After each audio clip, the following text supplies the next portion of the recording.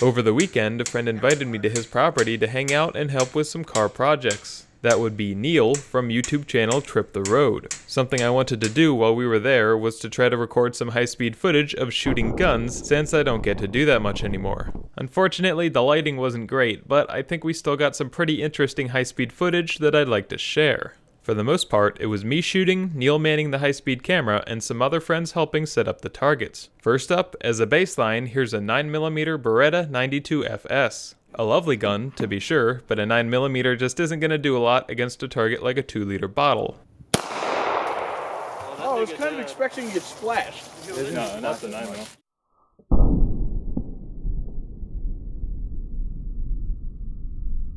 So, how about something a little bigger? Here's a Magnum Research Desert Eagle in 50 AE. Even the tame ammunition I'm shooting still has about 2.5 times as much energy as that 9mm.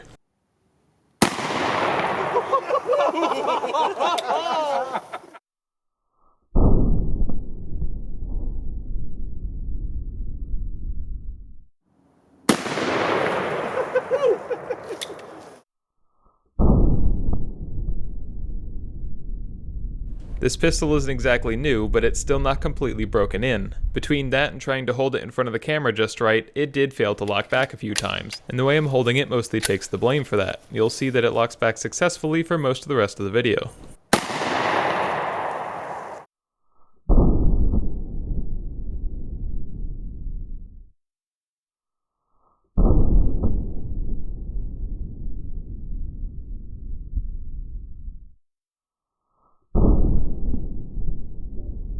This is kind of funny, and I didn't actually realize that I was doing this. But it looks like every time I pull the trigger, I flinch and close my eyes for a few milliseconds. That's a tough reflex to overcome, but I'll have to try to work on that.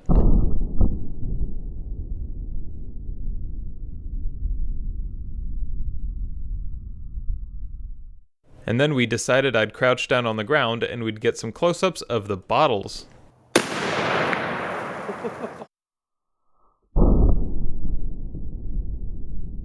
Clearly, the Desert Eagle does a good job at dispatching a single bottle, but what if there are multiple targets?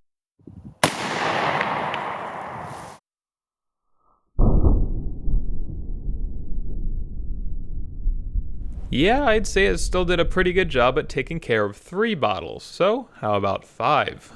Wow, that got me from here.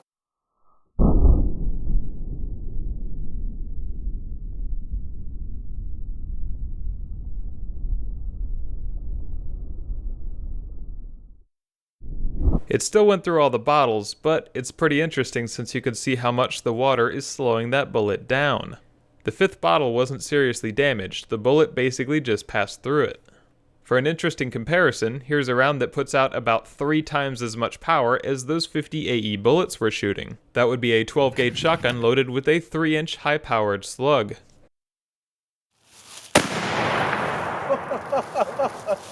That big lead slug had a lot more energy, but it imparted its damage a little bit differently.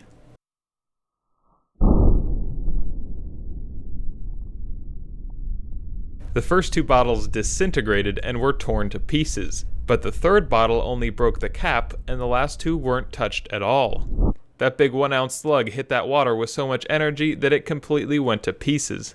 On the high speed, you can clearly see chunks of lead flying out in all directions from the splash. So, the Full Metal Jacket 50 AE went through more bottles, but the 12-gauge slug completely destroyed 2 of them. It's pretty cool to have such clear results showing the differences between these 2 rounds. But since we didn't actually stop the 50 with 5 bottles, well, that raises the question of how many bottles it would take. At this point, we were running low on targets, but we lined up 8 bottles and took aim.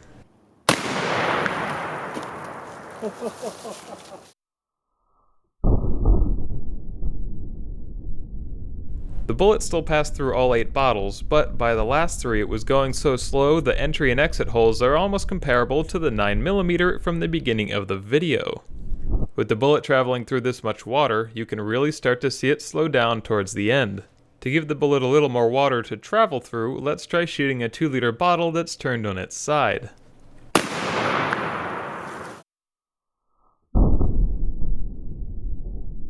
It's a little hard to tell, but it looks like the bullet might have hit a tiny bit low and then continued on that trajectory, and it actually went down and bounced off of the board. Just for fun, how about a rapid fire test?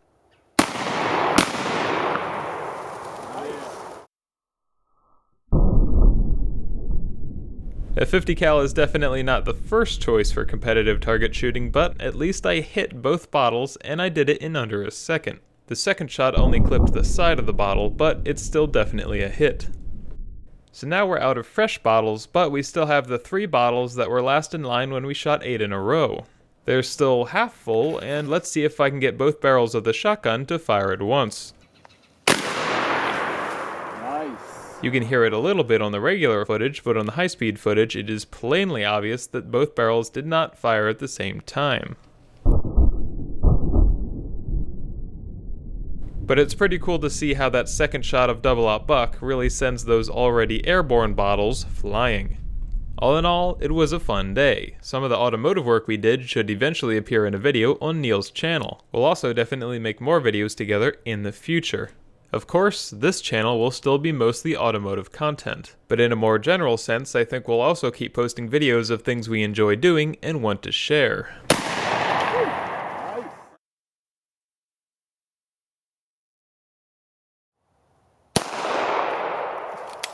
It's also, I'm trying to hold it in like a really specific spot